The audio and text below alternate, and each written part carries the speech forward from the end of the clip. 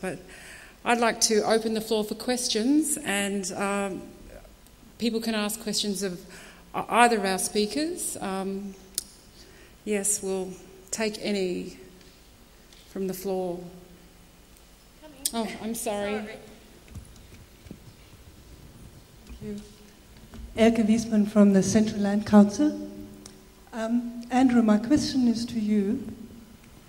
Before I ask it, I'm just intrigued to learn that the word gatekeeper is obviously not a dirty word in your culture. My question is, what process did you go through to get the support of the custodians to serving tourism in their villages? That's a good question. I had a few advantages on my side. I come from a mixed parentage. I'm half Milne Bay from the eastern tip of Papua New Guinea and half English. My grandfather came out from England in 1891 as a pioneering missionary. My late father, late Sir Cecil Abel, was one of the pioneering statesmen and founders of independence with Grand Chief Sir Michael and that. So I had the fortune of growing up in a political environment in my nappies and knowing all our political leaders right up until to this day. And that coupled with my family name and integrity that dates back 120 years, it made it a little bit easier for me going into the different parts of the country. Whilst it was challenging going to the far western part of Papua New Guinea in Vanimo, where I founded the movement, which is a patrilineal society where the men own the land. I come from a society where the women own the land. And so you can imagine myself rolling in with no whiskers, long hair, probably a foot shorter than what I am now, trying to sell an idea of surfing and surf tourism. And of course the first thing those who didn't know me was, who are you? And of course the minute I mention my late father's name, it kind of breaks the ice. That trust is then there. And as you know, Indigenous people can be very suspicious if you go in there with a harebrained idea. You know, for all they know that you're trying to set up the pad to launch missiles. And so that is basically the breaking of the ice. And then following that process, sitting down and consulting with the village chief councils and elders with a view of introducing the sport, first and foremost, being a surfer. And then second part is to, over time, to then slowly introduce the idea of how we can best promote and develop and manage that resource in a sustainable manner without denigrating the people's life or causing any destruction to environment. So. Thank you. That's how I've done it. Thanks for that great question. Any other questions? Thank you. Thanks. Is it on? Yes, we can hear you. My name is Claire Liotta. I'm from another Pacific island, Samoa. I'm not involved in the surfing industry, but we've recently had quite a big clash between our local surfers and the surf tourism operators, where some of the tourism operators are trying to prevent local surfers from surfing in their particular surf destination. I'm just wondering if you've experienced that in PNG and what you might have done to be able to sort it out. Okay, that's another important question. Fortunately, when I started off on my mission 25 years ago, I essentially had a clean slate, virgin territory.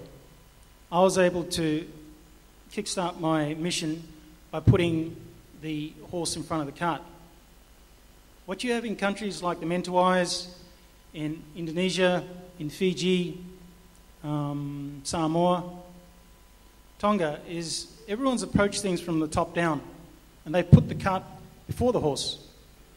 And what you have now is an imbalance. You have an industry that's not sustainable, it's not equitable. And I know that the issue that you're talking about, because I'm consulting with our surfing brothers and colleagues in Vanuatu, Solomons, and Samoa, and following the 2003 South Pacific Games in Fiji, I was party to helping out the Indigenous resource custodians there in relation to the abolishment of the Goli Goli Bill. But that issue to do with the, if I'm correct, the Samoana resort, if I'm correct, and maybe some other resorts. Salani. Or Salani. It is a contentious issue, and it's unfortunate that the proprietors of that entity have adopted an attitude of alienating the Indigenous people to surf that particular break.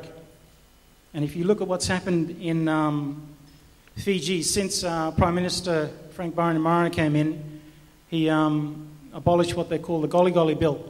And now the Indigenous Fijians can surf the famous breaks at Namotu and Cloud Break on Tavarua. Before, they couldn't do that.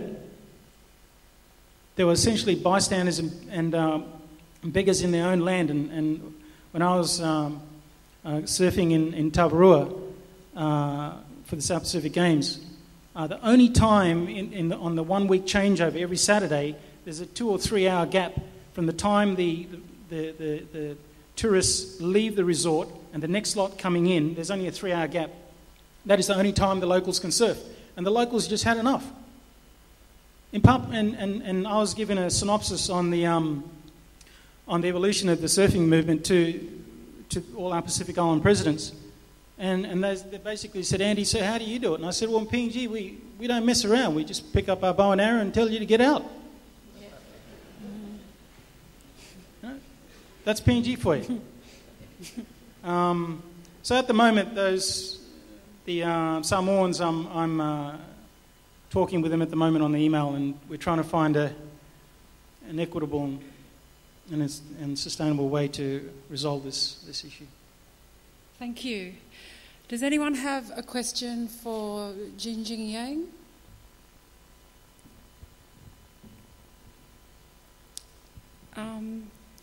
Over there? Yes, please. Oh, okay. Hi, I'm Philemon Mosby from the Torres Straits. With the research that you've done, you've identified some of the things in your report and your research, but what things, once you've collated all that, what strategies or actions have taken to kind of educate people that are portraying that action out there? Next more question. It's okay? Yep. Now in this area, local government also wants to promote the local tours to operate their own business. And the local tours also be influenced by the outsiders' influences and want to operate their business on their own. So there are 1 or 2 tour people operating their own business now, but they found this very difficult because in this area, the package tourist is the main tourist type, and the tour guides bring the tourists to the home visit operators properties, for example. The locals don't have the skills to communicate with the tour guides. And so that's the main barrier of the locals operating business. And one example in this area is that the local tour people who operate in the home visit property, they also hire the Han people to do the marketing.